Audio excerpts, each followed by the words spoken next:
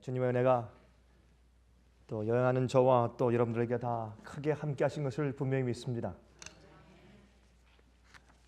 여러분, 우리가 하나님의 말씀, 성경에 있는 진리 그대로 믿고 산다는 특권이 얼마나 큰지 여러분 아십니까? 우리가 진리를 알고 산다는 것이 얼마나 중요한 여러분께서 정말 느끼고 사시는지요. 여러분께서 제가 보는 눈으로, 또 제가 다니면서 이제 사람들을 만나고 상담하고 또 가르치고 설교하고 또 질문에 답할 때 제가 보는 사람들의 얼굴을 제 눈을 통해서 여러분께서 보실 수가 있었으면 참 좋겠습니다. 그러면 우리가 이 세상이 얼마나 혼잡한지를 여러분께서 이해하시게 되실 것입니다. 사람들은 진지하게 믿지만은 그러나 성서적이 아닌 비성서적으로 성경적이 아니게 마음대로 믿는 사람들이 세상에 얼마나 많은지 모릅니다.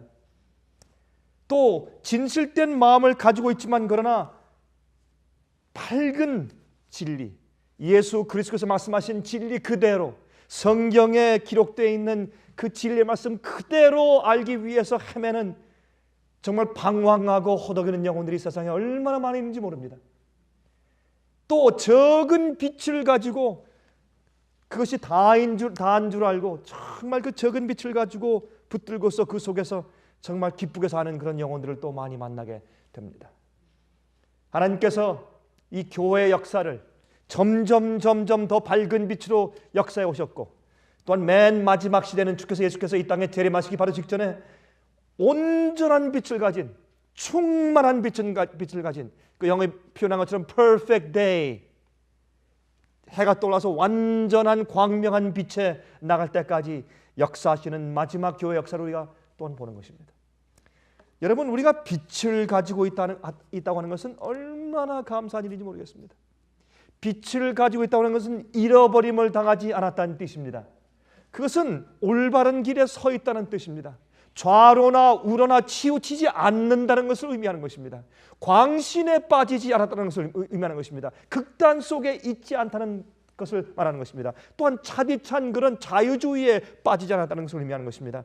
여러분, 많은 올바른 진리를, 모든 진리를 가지고 산다는 축복이 얼마나 큰가 하는 것을 여러분 가슴속에 느끼면서 사십니까? 왜 이렇게 조용하세요? 못 느끼세요? 어떤 때 그저 우리가 이제 하는 생활이 바쁘고 하는 일이 바쁘고 어제 해가 떠올랐다가 지고 또 오늘도 떠올랐다가 또 지고 일상생활이 쳇바퀴에 다람쥐가 돌듯이 그저 계속 반복되기 때문에 우리 마음 가운데 진리를 아는 흥분과 감격이 사실 적은 것입니다. 그러나 매일 영혼들을 만나고 또한 투쟁하는 경험들을 해보면 그 주님의 은혜가 얼마나 큰 것인가 하는 것을 우리가 이해하게 됩니다. 제가 이제 이번에 제가 선교여행을 다니면서 어떤 경험들을 했는지를 제가 내일 제가 말씀을 좀 드리려고 하고, 오늘은 우리가 성경을 좀 연구하겠습니다. 사도행전 1장을 좀 펴겠습니다. 사도행전 1장입니다. 사도행전 1장을 펴서 잠깐 보도록 하겠습니다. 여러분, 신약 성경의 사복음은 마태, 마가, 누가, 요한 사복음은 예수 그리스도께서 아브라함 때부터 구약 성경에 예언되었던 바로 그 성육신하신 메시아 있음을 기록하고 있습니다. 그러므로 이 사복음은 예수님께서 구약 성경에 예언하신 하나님의 어린 양이요 바로 그 메시아이신 것을 증명하고 기록하고 있습니다. 또한 예수님께서 이 땅에 인간이 되셔서 어두움 속에 살고 있는 인간들에게 하나님의 사랑을 온전하게 보여주시고 또한 그 생애로 진리가 무엇인지를 보여주시기 위해서 이 땅에 오신 것을 기록하고 있습니다. 또한 십자가에 돌아가사 인류의 죄의 용서를 위해서 속죄의 제물이 되셨으며 또한 3일 만에 부활하셔서 인류의 구속사를 위한 모든 일을 이루시고 드디어 성천하신 사실까지를 사복음은 기록하고 있습니다. 그러나 이 예수님의 생애와 거룩한 희생에 대한 복음이 이 세상에 효과적으로 전파되고 복음이 나가서 가르쳐진 일이 없다면 예수께서 이 세상에 100만 번 오셨다고 할지라도 그것이 무슨 소용이 있겠습니까? 주께서 이 땅에 오셔서 생애하시고 우리 죄를 위해서 십자가에서 돌아가시고 3일 만에 부활하시고 승천하신 사실이 이 세상에서 여러 번 있었다고 할지라도 그 복음이 세상에 전파되어서 알려지고 믿어지는 일이 없으면 그것이 무슨 소용이 있겠느냐 말입니다.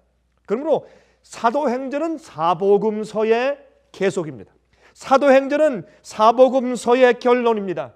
그러므로 사도행전이 없으면 사복음서의 기록에 효과가 없는 것입니다.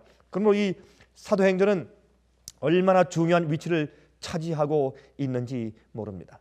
아무리 하나님께서 큰 구원을 이루어 놓으셨어도 사람들이 알지 못하면 무슨 소용이 있겠습니까? 그러면 주님께서 교회를 세워서 복음을 이 땅에 어떻게 전파하시는지에 대한 예수님의 승천 이후에 어떻게 주님께서 당신의 사도들과 교회를 통해서 복음을 전파하셨는지에 대한 성령의 역사를 기록한 것이 사도행전입니다. 사실 우리 성경은 사도행전이라고 붙였지만 사실은 성령의 행전이죠. 사도들이 역사한 기록보다는 성령께서 그들을 통해서 무슨 일을 하셨는지를 기록한 책인 것을 우리가 이해하게 되는 것입니다. 여러분, 잔치를 배설했어도 초청하는 일이 없다면 누가 와서 참여해서 먹겠습니까? 그래서 주님께서 이 복음의 잔치에 사람들을 초청하는 역사를 기록한 것이 바로 사도행전인 것을 우리가 보는 것입니다. 여러분, 신약의 사도행전은 이 구원의 복음이, 이 큰 예수 그리스도의 구속의 은혜가 어떻게 이 세상에 전파되어서 이 복음을 믿는 자들이 구원 얻게 되었는지를 기록합니다. 그래서 이 말씀은 성령의 은혜를 느끼면서 감동을 받지 않고는 우리가 읽을 수가 없고 이해할 수가 없습니다. 여러분, 이 성경의 진리가 유대인의 종교로만 남아있으면 안 될 것입니다. 이게 나가야 할 것입니다. 그렇죠? 온 세상으로. 그래서 하나님의 교회가 출발하는 모습을 여기서 그리고 있다, 그 말입니다. 우리 먼저 우리 사도행전을 읽지 말고 로마서 10장에 있는 말씀 먼저 읽어보십시다. 로마서 10장 11절부터 15절 보십시오. 로마서 10장 11절부터 15절 보시면 다음과 같이 사도 바울이 이제 설명합니다. 성경에 이르되 누구든지 저를 믿는 자는 부끄러움을 당하지 아니하리라 하니 유대인이나 헬라인이나 차별이 없음이라 한 주께서 모든 사람의 주가 되사 저를 부르는 모든 사람에게 부요하시도다. 누구든지 주의 이름을 부르는 자는 구원을 얻으리라. 그런즉 저희가 믿지 아니하는 일을 어찌 부르리요? 듣지도 못한 일을 어찌 믿으리요? 전파하는 자가 없이 어찌 들으리요? 보내심을 받지 아니하였으면 어찌 전파하리요? 기록된 바 아름답도다. 좋은 소식을 전하는 자들의 무엇이요? 발이여 함과 같으니라 그랬습니다. 그러므로 여러분, 아무리 좋은 복음이 있어도 복음을 전파하는 자가 없으면 어떻게 들을 수 있겠는가? 그래서 좋은 소식을 전하는 자들의 발이여 함과 같다, 이렇게 여기 이제 구약 성경에 있는 말씀을 여기 이제 인용해서 설명하고 있는 것을 우리가 보는 것입니다. 여기에 이제 여러분, 듣지 못한 자가 어떻게 믿겠으며 전파하는 자가 없으면 어떻게 듣겠는가 하는 말씀을 여기 이제 사도 바울이 말하는 것입니다. 이것이 바로 이 사도행전의 의미가 아니겠습니까? 전파하지 않으면 어떻게 믿겠으며 복음이 우리를 변화시키지 못한다면 믿는 것이 무슨 소용이 있겠습니까? 그렇죠? 여러분, 로마서 1장을 좀 보십시오. 로마서 1장 이제 로마서 1장을 보시면 1장 1절부터 6절까지 보십시다. 이렇게 설명합니다. 예수 그리스도의 종 바울은 사도로 부르심을 받아 하나님의 복음을 위하여 택정함을 입었으니 이 복음은 하나님이 선지자들로 말미암아 그의 아들에 관하여 성경에 미리 약속하신 것이라. 이 아들로 말하면 육신으로는 다윗의 혈통에서 나셨고 성결의 영으로는 죽은 자 가운데서 부활하여 능력으로 하나님의 아들로 인정되셨으니 곧 우리 주 예수 그리스도시니라. 그로 말미암아 우리가 은혜와 사도의 직분을 받아 그 이름을 위하여 모든 이방인 중에서 어떻게 하여? 믿어, 그 다음에 순종케 하나니. 믿는 것이 우리를 하나님의 말씀과 계명을 순종케 하는 그런 입장까지, 그런 레벨까지 이끌지 아니하면 믿는 것이 무슨 소용이 있겠습니까? 여러분, 복음을 전파하지 않을 때 어떻게 믿겠습니까? 그 다음에 믿는 것이 믿음으로 그 믿음이 우리를 성결케 변화시켜서 주의 말씀에 순종하여 다시 반역지 아니하고 다시 범죄치 않도록 우리를 인도하고 진심으로 거듭나게 하고 회개케 만들지 못하면 믿는 것이 무슨 소용이 있겠습니까? 믿는 것은 우리 머리에서 어떤 진리를 동의하는 수준으로 해서 끝나는 것이 아닙니다. 믿음은 우리 속사람이 우리 가슴 속에서 내 속사람을 변화시키고 새로운 마음을 갖고 예수의 마음을 갖게 만들어서 주의 말씀을 지키고 순종하는 데까지 끌고 나가야 그것이 믿음인 것입니다. 그러므로 여기에 이제 분명히 우리를 이 복음을 통해서 믿어 순종케 했다고 말씀합니다. 오늘날 기독교회는 믿는다는 말씀 반쪽만 많이 강조해 십자가만 강조하지만 그 이후에 십자가를 통과한 사람이 구원받은 사람이 주의 말씀대로 사는 순종의 생애에 대해서 너무나 강조하지 않는 시대에 우리가 살고 있지 않습니까? 자, 6절 보십시오. 너희도 그들 중에 있어 예수 그리스도의 것으로 부르심을 입은 자니라 그랬습니다. 여러분, 사도 바울 할 때, 사도 베드로 할 때, 사도 요한 할 때 사도의 뜻이 무슨 뜻입니까? 여러분, 사도행전 할 때 사도의 뜻이 무슨 뜻입니까? 사도라는 뜻은 영어로 apostles, 헬라말로 apostolos. apostolos의 뜻은 보냄을 받았다는 뜻입니다. send, 보냈다 그 말입니다. 하나님께서 복음을 온 세상에 전파하도록 하기 위해서 주의 사명을 받고서 보냄을 받은 자란 뜻이 사도입니다. 여러분, 사도라는 뜻이 뭐 굉장한 뜻 같지만 아닙니다. 그러므로 여러분과 저도 복음을 듣고 사실은 나중에 우리도 같은 그런 사명을 가지고 복음을 전파하기 위해서 보냄을 받은 자입니다. 그러나 사도들은 예수 그리스도께 직접 부름을 받은 자들이기 때문에 사도라고 하는 특별한 명칭을 받았지만 사실은 우리도 사도의 직분, 사도들은 아니지만 사도가 하는 그런 이제 일에 우리도 동참하고 있는 자들이라고 성경은 말하고 있는 것입니다. 자, 이제 우리 같이 좀 사도행전을 좀 보십시다. 사도행전 1장 1절부터 8절까지 먼저 읽어보도록 하십니다. 데오빌로 가카요. 제가 가카요라고 이 말씀 가운데 없는 말씀을 붙이는 이유는 누가복음에는 데오빌로 가카예라고 가카라는 말씀을 붙였습니다. 영어로 Your Excellency. 이제 그렇게 이제 가카라는 말씀을 붙였는데 여기엔 지금 그 말씀이 붙어 있지 않지만 누가복음에는 가카라고 했습니다.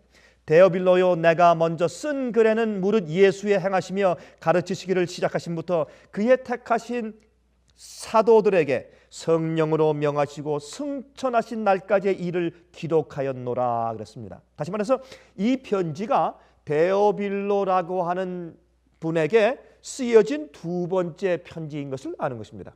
여러분이 이 편지를, 이 사도행전을 기록한 저자가 누가입니다. 누가는 헬라 사람이었습니다.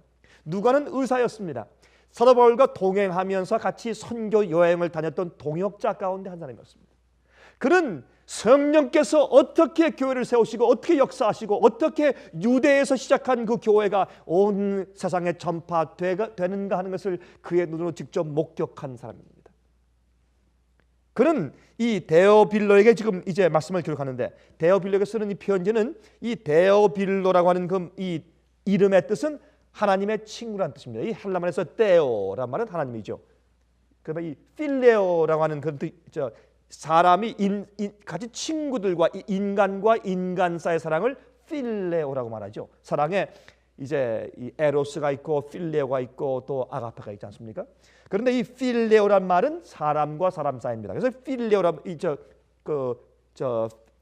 필레오라는 뜻은 친구라고 하는 그런 이제 의미가 거기에 들어 있는 것입니다. 그러면 데오빌로, 필로스라는 말은 친구란 말이고 데오스는 하나님입니다. 그래서 하나님의 친구란 뜻입니다.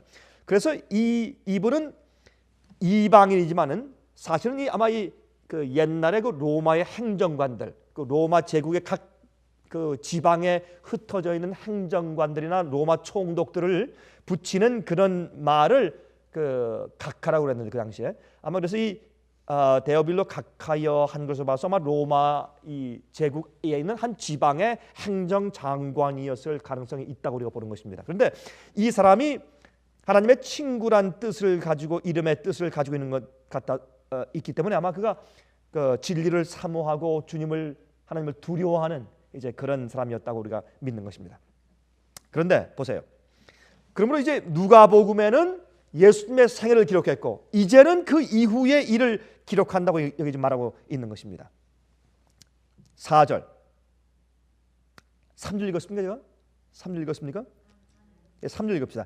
해 받으신 후에 십자가에 돌아가신 이후에 또한 저에게 확실한 많은 증거로 친히 사심을 나타내사 40일 동안 저에게 보이시며 하나님 나라의 일을 말씀하시니라. 다시 말해서 예수님께서 이 땅에서 이제 부활하시고 승천하시기 전에 잠깐 하늘에 올라가서 당신의 이제 희생을 당신의 희생하신 죽으신 그 몸을 잠깐 보이시고 당신의 희생과 제물이 하나님 아버지께 연락되었다는 확정을 받으신 다음에 잠깐 내려와서 금방 내려와서 이 땅에서 40일 동안 거하시면서 당신의 종들을 가르치셨습니다. 여러분 하나님의 아버지와 천사들과 함께 그렇게 오랫동안 떨어져 계셔서 그렇게 그리웠던 아버지를 만나고 천사들을 만나서 하늘에서 사는 것이 그렇게 좋으셨겠지만은 그러나 주님께서 이 땅에는 인류들이 너무나 불쌍하고 그들을 너무너무 사랑하신지라 우리를 너무 사랑하신지라 주님께서 하늘에 잠깐 가서 인사만 드리고 내려와서 40일 동안 더 이 땅에 머무시면서 12제자들에게 그들에게 물론 11제자죠. 또 주님을 따르는 백성들에게 계속해서 이제 시편과 모세 오경과 또한 선지서들을 통해서 메시아가 이 땅에 오실 때 어떻게 오실 것이며 무슨 사명을 이루고 어떻게 가실 것을 계속 다 예언을 가르치시고 가셨습니다. 그걸 말씀하시는 것이죠. 4절 사도와 같이 모이사 저에게 분부하여 말씀하시되 예루살렘을 떠나지 말고 내게 들은 바 아버지의 약속하신 것을 기다려라. 요한은 물로 침례를 베풀었으나 너희는 몇 날이 못되어 성령으로 침례를 받으리라 하였느니라. 저희가 모였을 때 예수께 묻자와 말씀하시되 예수께 묻자와 가로되 주께서 이스라엘 나라를 회복하심이 이때니까 하니 아직도 이 제자들은 말이죠. 아직도 이 예수님께서 이 땅에서 은혜를 세우시는 그 의미를 충분히 이해하지 못한 것입니다. 주님 이제 주님의 참 이스라엘 나라를 세우시고 회복하심이 지금입니까? 그러면 우리가 잘못 기대해서 주님께서 이 땅에 오셔서 십자가에 돌아가신 것을 우리가 오해했지만 그러나 이제는 부활했으니까 이제는 그러면 주의 왕국을 지금 세우실 때입니까? 라고 묻습니다. 그때 7절 말씀하시되 때와 기한은 아버지께서 자기의 권한에 두셨으니 너희의 알 바 아니요 오직 성령이 너희에게 임하시면 너희가 권능을 받고 예루살렘과 온 유다와 사마리아와 땅 끝까지 이르러 무엇이요 내 증인이 되리라 하시니라 그랬습니다. 여기에 보면 성령을 받는 것은 주의 복음을 전파해서 세상 사람들에게 예수 그리스도의 이 땅에 오심과 죽으심과 부활과 승천과 주님의 역사와 중보의 사업을 알게 하는 증인이 되게 하기 위해서 성령이 임하는 것입니다. 성령은 우리가 더 훌륭하고 능력 있는 그리스도인이라는 것을 증명하기 위해서 어떤 능력을 주기 위해서 표적을 주기 위해서 임하는 것이 아닙니다. 오늘날 교회의 성령에 대한 큰 오해와 잘못된 거짓 성령 운동이 교회들 가운데 그렇게 크게 임하는 것은 바로 여기에 대한 오해 때문에 그렇습니다. 성령은 예수 그리스도의 증인이 되게 하기 위해서 우리 마음에 주님의 은혜와 능력이 충만케 하기 위해서 증인되게 하기 위한 힘으로 주어지는 것이 성령인 것입니다.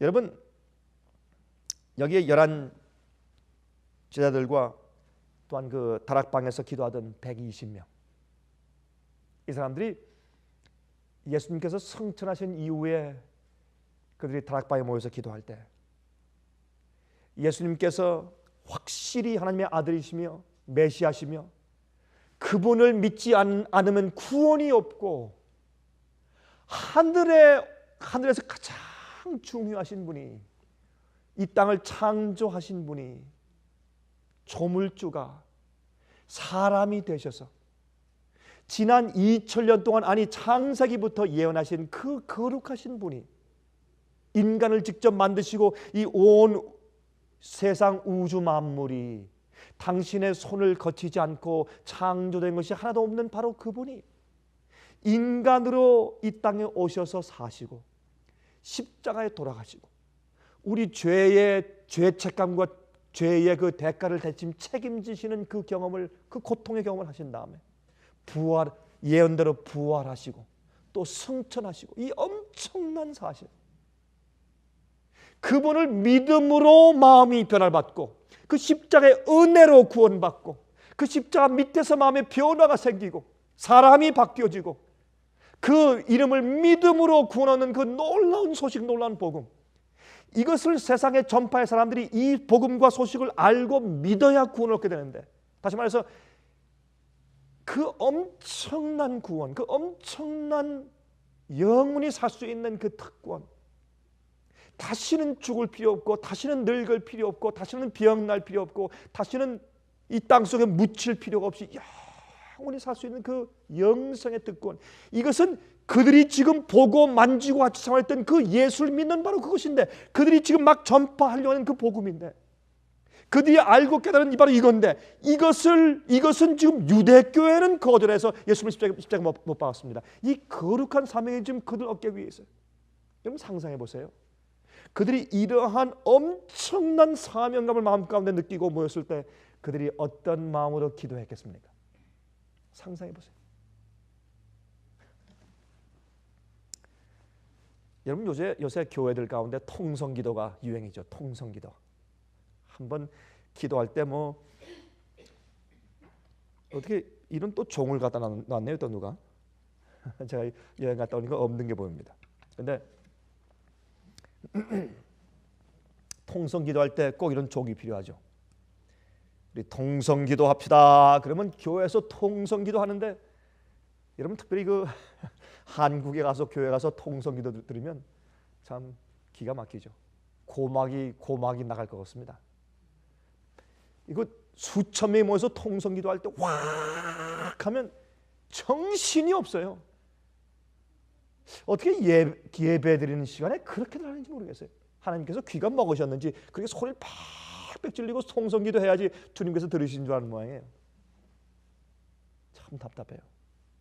그래서 옆에 있는 사람들이 통성기도 옆에 있는 사람한테 얘기할 때 바로 옆에 있는 친구한테도 소리를 막 큰 소리를 해야지 들리죠. 그럴 정도로 크게 기도하다 종을 땅 치면 그만 조용해집니다. 여러분 그런 통성기도 들어보셨습니까? 못 들어보셨어요?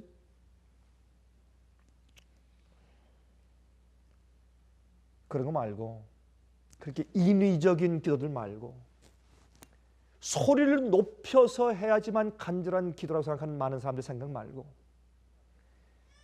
자기들이 해야 되는 사명감에 억눌려서 성령의 필요가 너무 간절해서, 그 주님이 지금 내 곁에 아직도 계셨더라면 얼마나 좋을까.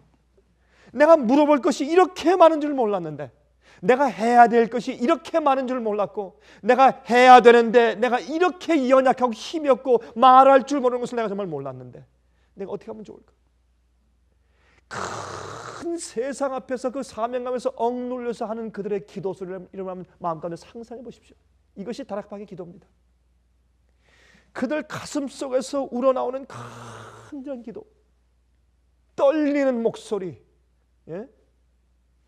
벅찬 가슴과 어떤 때는 이 기도하다가 이 목이 메어서 기도할 수가 없어요. 너무너무 그들의 마음이 간절하기 때문에 흐느끼는 기도, 회개의 기도, 간절한 열망, 이것 때문에 성령이 임했습니다. 또 성경은 말하기를 그들은 한 마음을 가지고 모였다. 진리를 이해하는 마음이 같았습니다. 어중이 떠중이 성경을 이렇게 믿고 저렇게 믿는 그런 것이 아니었습니다. 진리에 대한 같은 마음과 같은 이해와 동의를 가지고 모였습니다. 성경에 있는 하나님의 말씀의 가르침은 한 가지입니다. 두 가지, 성경을 이렇게 해석할 수 있고 저렇게 해석할 수 있고, 그것이 아닙니다. 성경의 가르침은 하나입니다. 성령도 하나요, 주도 하나요, 믿음도 하나입니다. 그런데 세상에 왜 이렇게 혼잡한 가르침들이 많습니까? 여러분들이시여, 그러므로 여기에 있는 사람들은 한 가르침과 한 마음과 한 영적인 경험과 한 회개의 경험과 한 마음의 같은 연합의 마음을 같이 모였습니다. 그리고 전혀 기도에 힘쓰며 성령을 받기 위해서 기도했습니다.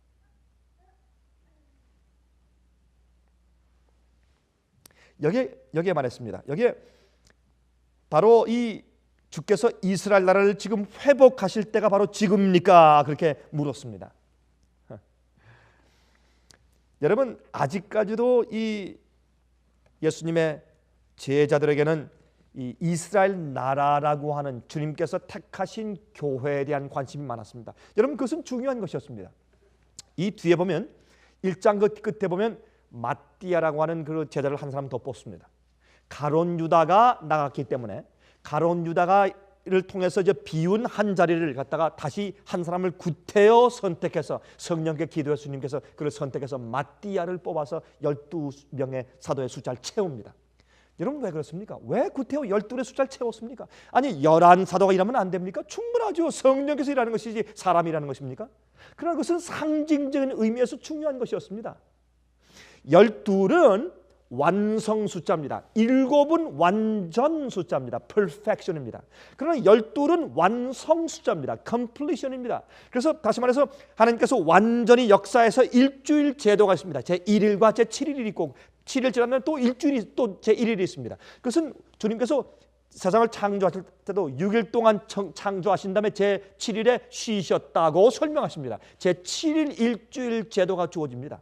그러나 12은 주님께서 당신의 나라와 당신의 백성들과 교회를 온전히 다 모셔서 그 숫자가 차고 당신의 사업이 복음 사업이 다 이루었다는 것을 의미합니다. 그러므로 12지파입니다.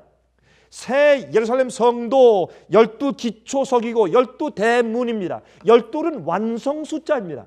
그리고 주님의 당신의 백성들을 전부 모아서 완성된 교회를 상징합니다.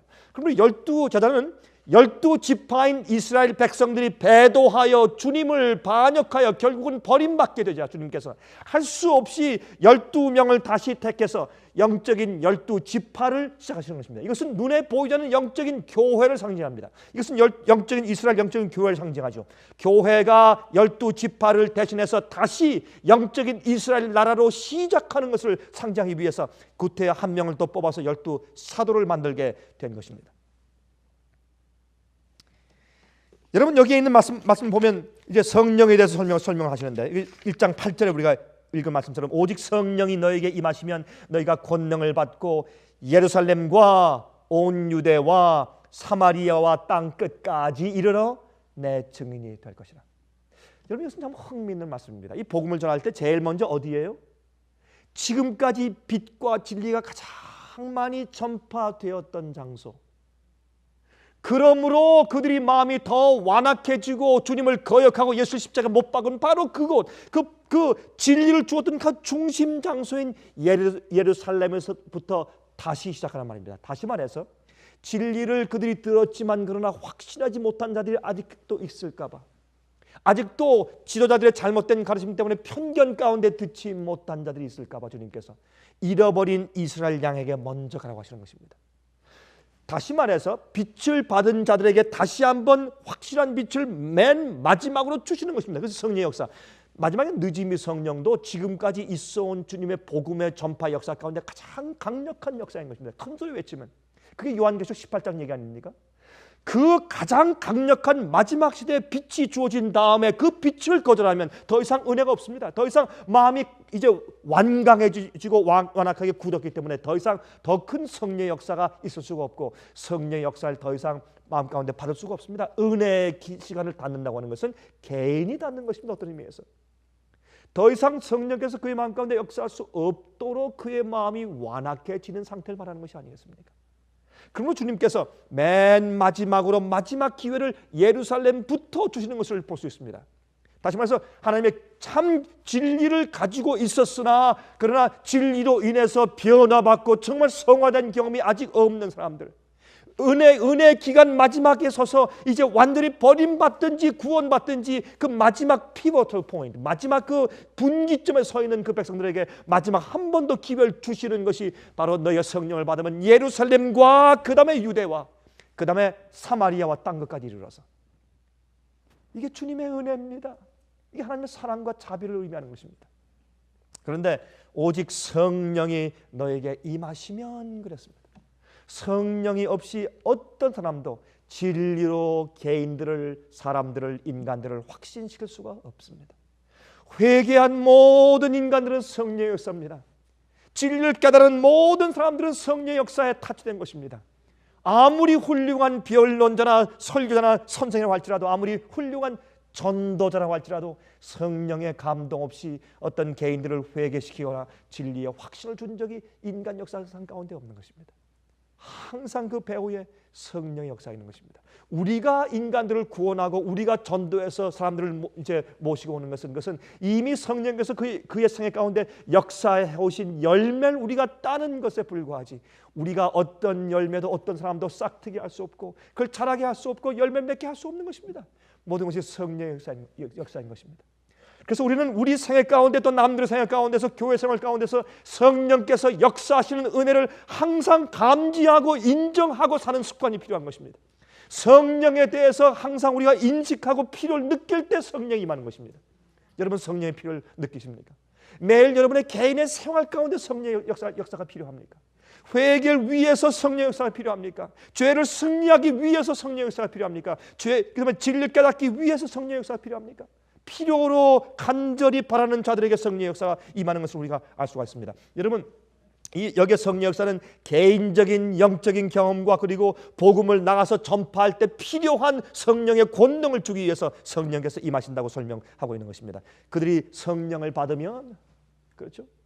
그들이 깨달았다고 그냥 나가는 것이 아니라 성령께서 역사해서 그들 마음을 정말 복음이 나갈 수 있는 깨끗한 채널, 깨끗한 통로로 성령께서 역사하시는 경험이 개인적으로 있기 전까지 나가서 아무리 복음을 전해야 복음을 전하는 그 역사가 효과가 없는 것입니다. 그 주의 복음과 능력이 통과할 관이 깨끗해야지 힘있게 나갈 수 있고 또한 남들한테 똑바른 진리를 내보낼 수가 있는 것이 아니겠습니까?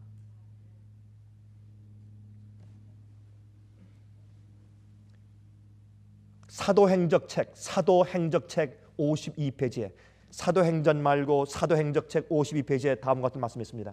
한번 들어보십시오. 성령의 직무는 다음에 그리스도의 말씀에 분명히 명시되어 있다. 그가 와서 죄에 대하여 의에 대하여 심판에 대하여 세상을 책망하시리라. 죄를 깨닫게 하시는 분은 성령이다. 죄인이 성령에 소생시키는 감화에 응답하면 그는 회개하게 되고 하나님의 요구에 순종하는 일의 중요성에 관하여 깨우침을 받게 될 것이다. 의에 줄이고 목말라 하는 회개하는 죄인에게 성령께서는 세상 죄를 지고 하는 하나님의 어린 양을 나타내 보이신다. 그리스도께서 이렇게 말씀하셨다. 그가 내 것을 가지고 너에게 알리겠음이니라. 그가 너에게 모든 것을 가르치시고 내가 너에게 말한 모든 것을 생각나게 하시리라고 하셨다. 성령은 구속주의 죽음으로 이루어진 구원을 효력 있게 만들어주는 재생시키는 대리인으로 보내신 바 되셨다.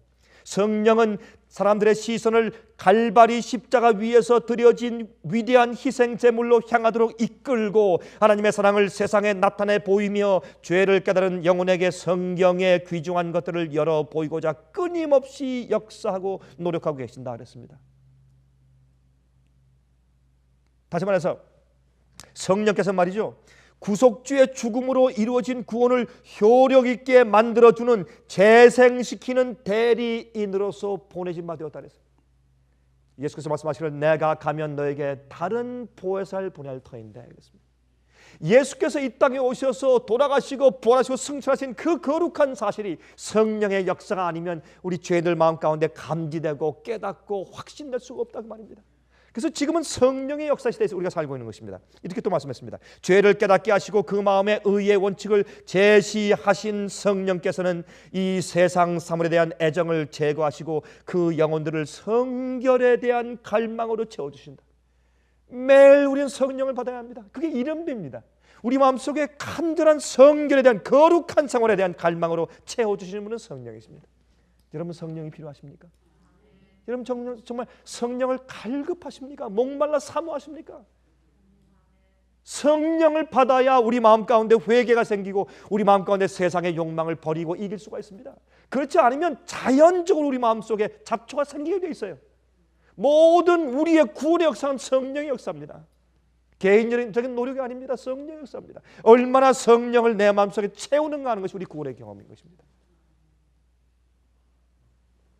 제가요, 이번에 이제 중국에 가서 제가 이 목사들을 제가 두 군데 가서 제가 이제 목사들을 가르치고 왔는데 한 군데 한 60여 명, 또 한 군데 한 50여 명, 두 군데 거의 한 60여 명씩 이제 가르친 것 같아요. 근데 이게 비밀 집회이기 때문에 참 몰래 모여서 이제 집회를 해야 합니다. 그런데 두 번째 간 마을은 이 중국 남부에 있는 이 광주, 한국말로 광주죠. 광주라고 하는 곳에서 또 한 7시간 반 또 거기 공항에 내려서 또 한 7시간 반 또 차를 타고 올라가야 돼요. 중국 대륙은 크니까, 미국처럼 크니까 말이죠.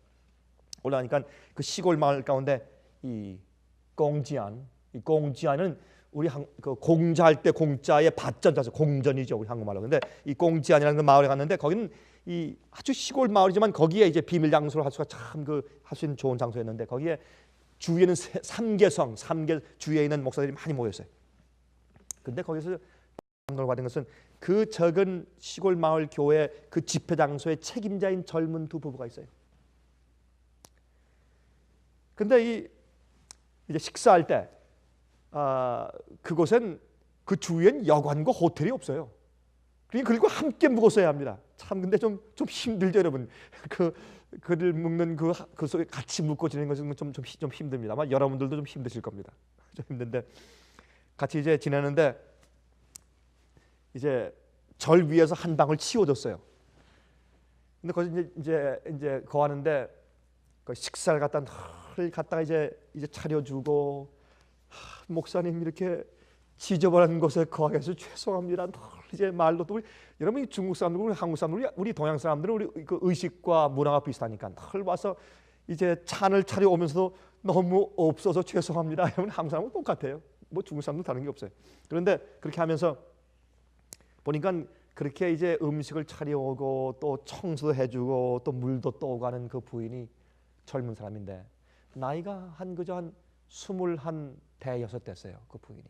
남편은 그저 27, 8 됐습니다. 근데 젊은 두 부부가 얼마나 신실한 주의 종들인지 몰라요. 제가 지난번 한 2년 전에 집회 갔을 때 제 집회에 와서 참석했던 사람들, 제가 이 얼굴이 좀 익숙해요. 근데 그 부인이 7달 임신을 했어요. 근데 그 얼굴이 어린아이 같아요. 얼마나 순진하고 얼마나 의로운지 몰라요. 티가 없어요. 얼굴에. 예쁘다는 뜻이 아니에요. 의로워요, 얼굴이. 근데 제가 물었습니다. 이제 임신 몇 개월입니까? 예, 목사님 7개월 되었습니다. 아, 그래요. 근데 아이를 낳기 위해서 준비가 되었습니까? 뭘 준비했습니까? 그랬더니 웃어요. 이제 아기 낳을 때 아기를 좀 쌀 그런 포대기, 그런 이불 같은 거 준비됐습니까? 아니요, 그저 있는 걸 잘라서 하면 돼요. 아기 옷은요? 옷은 그저 많이 필요한가요? 그저 한두 개 있으면 되죠. 어린 아기요. 아, 그렇습니까? 어린 아기가 잘 침대는요? 베이비 크립. 그런 거 우리 필요 없어요. 그런 거 필요 없습니다. 그렇습니까? 그럼 어린아이를 태우고 적어도 바깥에 나가서 바람을 쐬울 때 태우고 갈 구루마, 그건 있겠죠? 우리 그런 거 없어요. 그냥 안고 다니면 되죠. 업고 다니면 되고. 제가 이제 거기는 제가 지도자한테 이 사람들 한번 가보라 그랬어요. 제가 일부러 한번 가보라고. 전 나갈 수 없으니까 가보라고. 그래서 그 사람들 데리고 그 집을, 가까운 데 있는 집을 이제 가서 봤습니다. 봤는데 중국 목사가 가서 보고더니 저한테, 목사님, 그 사람들 너무 가난하고 아무것도 없습니다. 중국 사람들 자기가 저한테 말하기를 그 사람들 눈에 너무 없고 아무것도 없고 가난하다 하는 것은 정말 없는 겁니다. 이건 말할 수 없는 것입니다. 집에 아무것도 없더래요. 제가 그랬습니다. 하루는 제가 그 부부를 불렀어요. 와서 제가 이제 이 돈 가운데 중국 돈으로 바꿔서 제가 가지고 있는 것 가운데 몽땅 다 꺼냈어요. 전부 꺼내서 얼마인지 말씀 안 드려서 몽땅 다 꺼내가지고 그 부인의 손에 쥐어주면서, 이거는 내가 당신한테 주는 것이 아니라 당신 안에서 태어날 아기에게 주는 겁니다. 당신 아기를 위해서 주는 겁니다. 절대 안 받겠대요. 절대. 우리 이거 못 받습니다. 참 죄송하지만 중국에 있는 조선 사람과 중국에 있는 중국 사람들의 차이가 참 커요. 죄송하지만 한국에서 중국에 들어가서 선교한 사람들이 조선 분들에게 훈련을 많은 경우에 잘못 시켰어요. 중국에 있는 신자들은 참, 중국 신자들은 참 훌륭해요. 참 이거 있어요. 제가 얼마나 많이 느끼는지 몰라요. 이분이 절대 못 받게 돼. 그래서 제가 꽉 쥐어주면서 이거는 내가 당신한테 주는 게 아니에요. 앞으로 아기가 태어나면 그 아이가 자랄 때, 그 아이가 말귀를 알아들을 때, 미국에 오서는 한 한국 목사가 준 것이라고 이렇게 하면서 그 아이의 옷, 구르마, 침대, 다른 필요한 것들 사주시오. 제가 물었어요. 당신에게 꼭 필요한 것이 무엇입니까? 내가 좀 해줄 수 있는 꼭 필요한 것이 무엇입니까? 태어날 아기가 꼭 필요한 것이 무엇입니까? 당신의 집에서 꼭 필요한 게 뭡니까? 내가 꼭 하나 좀 해주고 가고 싶다. 그러니까 이 사람들이 우리는 필요한 것이 아무것도 없습니다, 목사님. 한 가지 있습니다. 그래요. 뭡니까? 그랬더니 이래요. 성령 받기 원합니다, 목사님. 성령 받기 원합니다.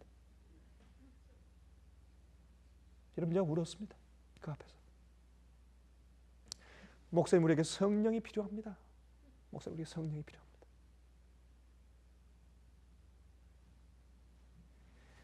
그만큼 간절하면 성령을 받는 것입니다. 이 세상에 있는 어떤 것보다 가장 성령을 간구하는 자들에게 왜 성령이 임하지 않겠습니까? 우리 마음속에 성령이 결핍한 이유가 있어요. 우린 세상에 필요한 것들이 너무나 많고 소원들이 너무나 많아요. 성령의 필요를, 영적인 능력의 필요를 너무나 느끼지 못하는데 왜 성령이 임합니까? 오늘날 이 교회들 속에 거짓 성령 역사가 이렇게 많이 있는 이유는 성령은 임해서 그 사람의 생을 성결케 함으로 임하는 것이지 사람의 어떤 능력과 이상한 어떤 초자연적인 힘을 주기 위해서 임하는 것이 아닙니다. 거짓 성령 역사가 교회에 이렇게 많은 이유는, 또 성령이 이렇게 결핍한 이유는 두 가지 이유다가 그들 마음 가운데 인간적인 소원들이, 인간적인 교만의 필요가, 인간적인 물질적인 필요가 너무나 많기 때문에 그렇습니다. 여러분, 주님께서는 말이죠, 주님께서는 이 복음을 모든 사람들에게, 이 진리를 모든 이 땅에 있는 사람들이 어디든지 가서, 어디든지 있는 사는 사람들이 자기 주위에 가서 집어서 들 수 있을 정도까지 이 복음과 진리를 온 세상에 확산시켜 놓기 위해서 역사하시는 겁니다. 이것이 복음 전도고, 이것이 사도행전이에요. 이것이 성령의 역사고, 이것이 12사도가 한 것이고, 이것이 성령을 오순절날 받은 120명이 한 것이고, 이것이 초대교회 복음을 받은 이방인들이 나와서 한 일입니다. 이것이 사도행전의 역사예요. 다시 말해서 예수 그리스도의 사복음의, 예수님의 생애와 복음을 이 세상에 사는 어디에 살고 있는 누구더라도 자기 주위에 원하는 사람들이 와서 다 집어서 갈 수 있도록 복음을 확산시켜 놓는 일을 하는 역사가 바로 사도행전인 것입니다. 그 일을 여러분과 제가 해야 합니다. 그 일을 위해서 우리가 부름받았습니다. 특별히 마지막 시대 현대 진리, 확실한 성경에서 말씀한 정확한 진리, 온전한 진리, 어둠과 오류가 섞여지지 않은 순수한 진리, 이 마지막 현대 진리를 세상 사람들이 전부 다 이해할 수 있도록 확산시키는 일을 위해서 우리가 부름받은 것입니다. 우리가 그 일을 하는 것입니다. 그냥 복음이 아닙니다. 그냥 값싼 복음이 아닙니다. 잘못된 복음이 아닙니다. 오늘날 세상에 얼마나 그릇된 복음이 세상에 얼마나 많습니까? 반쪽짜리 복음, 인간을 정말 변화시키지 못하는 복음, 그들을 구원할 수 없는 잘못된 복음이 세상에 얼마나 많이 있습니까? 그러나 예수께서 말씀하신 천국 복음, 주께서 가르치신 그 있는 그대로의 진리와 확실한 복음을, 우리를 변화시켜서 순종케 만드는 그 믿음 말입니다. 이것을 가르쳐서 세상의 복음사업을 끝마쳐야 하는 것입니다. 이것이 현대 진리입니다. 이것이 마지막 복음입니다. 이것이 영원한 복음이라고 요한계시록 14장을 설명하고 있습니다. 이것이 마지막 기별입니다.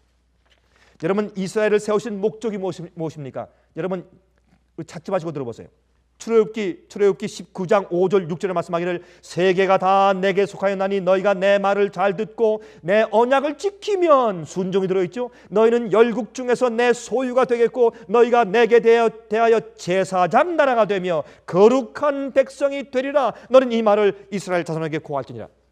그 당시 이스라엘 백성을 택하시고 이스라엘 백성들이 그 하나님의 백성이 되고 하나님께서 그들의 하나님 되신 그 이유가 어디 있어요? 그 조건이 어디 있습니까? 그들이 주의 말씀과 언약을 지키면 순종이었습니다. 아담과 해와가 쫓겨난 것은 불순종의 이유였습니다. 믿음과 복음을 믿을 때 능력을 받아 성령이 우리 속에 임하시면 우리가 피어날 받고 예수의 마음을 받은 다음에 주의 말씀과 언약과 뜻대로 계명대로 사는 순종이 생기지 아니면 그 믿음은 잘못된 믿음입니다. 그건 가짜 믿음이에요. 이사야 43장 1절 7절 보세요.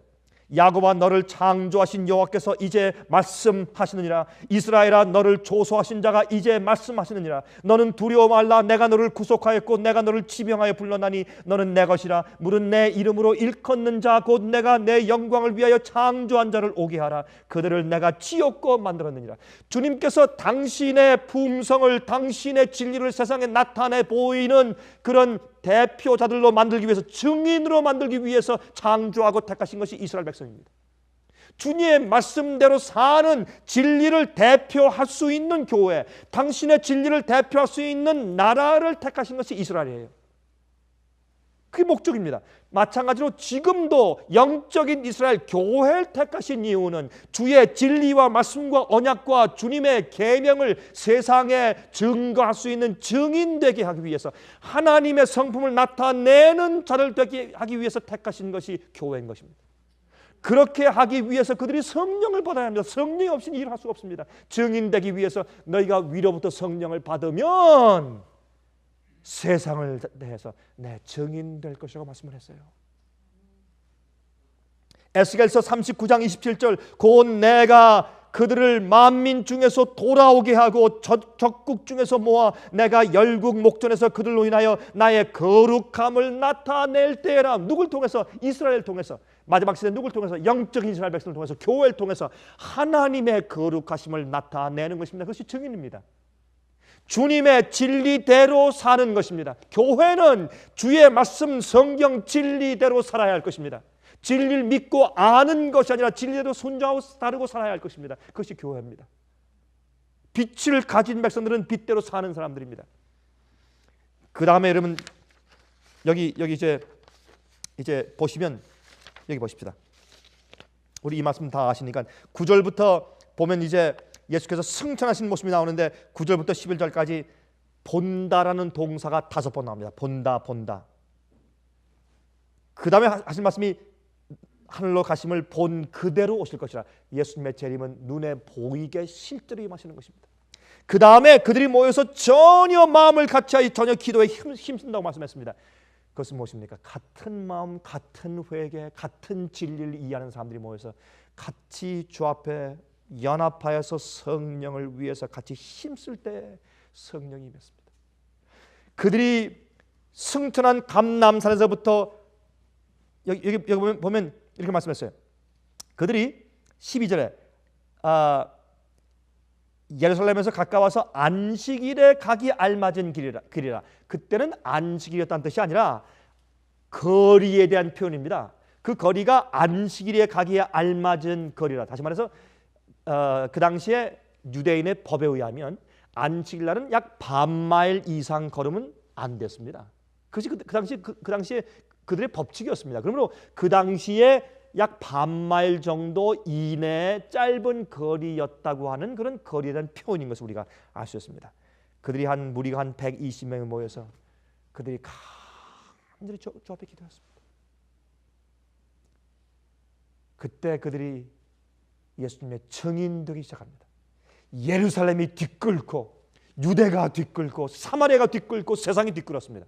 여러분, 사마리아는 어떤 지역이었습니까? 사마리아는 유대인들과 이방인들이 혼혈해서, 유대인들과 이방인들, 진리를 아는 자들과 진리를 모르는 자들이 혼합해서 결혼한 그런 쉽게 해서 잡족들, 그 당시 많은 잡족들이 사마리아 사람들이었습니다. 이것은 우리에게 무엇을 상징하는가? 성경 역사는 항상 영적으로 반복합니다.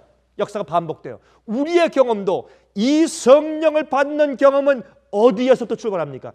진리를 믿는, 진리를 아는 교회 속에서 다시 확증하고 그 자들이 진리의 오해를 풀고 진리를 받는 그 경험에서 출발하고, 거절하면 완전히 이제 은혜 시간이 끝나고 멸망당하는 것이죠. 그래서 교회에서 출발했다가 나중에 바벨론 교회로, 잘못 오류가 섞여 있는 교회들로, 잘못 믿고 있는 자들이 나가서 어떻게 해요? 사마리아인처럼 진리를 갖는 자들이 비진리를 가진 자들과 연합해 있는, 그래서 여러분 바벨론의 뜻이 무슨 뜻입니까? 혼잡, 섞였다는 뜻이 아니겠습니까? 그래서 예루살렘에서 유대로, 그 다음에요 사마리아로, 그 다음에요 세상에 믿지 않는 자들에게 나가서 은혜 시간이 끝나게 되는 그 역사가 앞으로 반복될 것입니다. 옛날 초대교회의 이른 비의 성령의 역사는 늦은 비의 성령의 역사에서 반복될 것입니다. 이 일들을 위해서 우리가 어떤 준비를 해야 합니까? 매일 성령에 굴복된 생활을 살아야 합니다.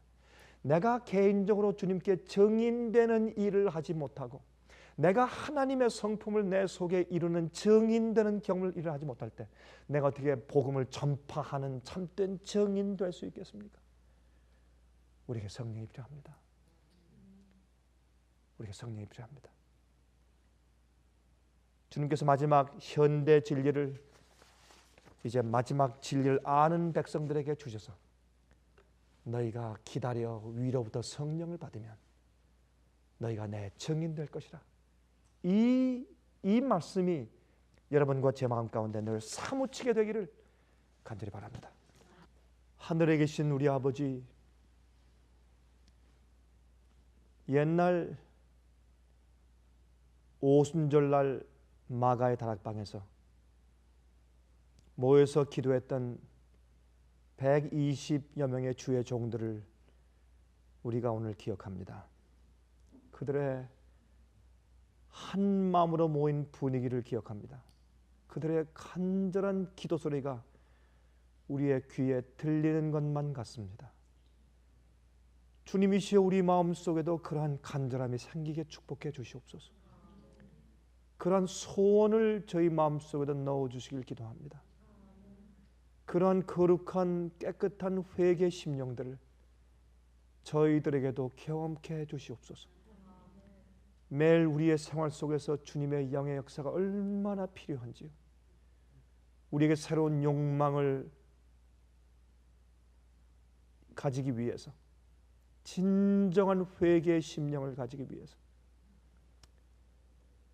하늘의 능력을 얻기 위해서, 우리 속에 있는 죄의 본성의 욕망들을 승리하기 하기 위해서, 남들에게 어떻게 복음을 말할 줄을 알기 위해서, 분명히 설명할 줄을 알기 위해서, 우리의 말에 힘이 있게 되기 위해서 얼마나 주의 성령이 필요한지 모르겠습니다.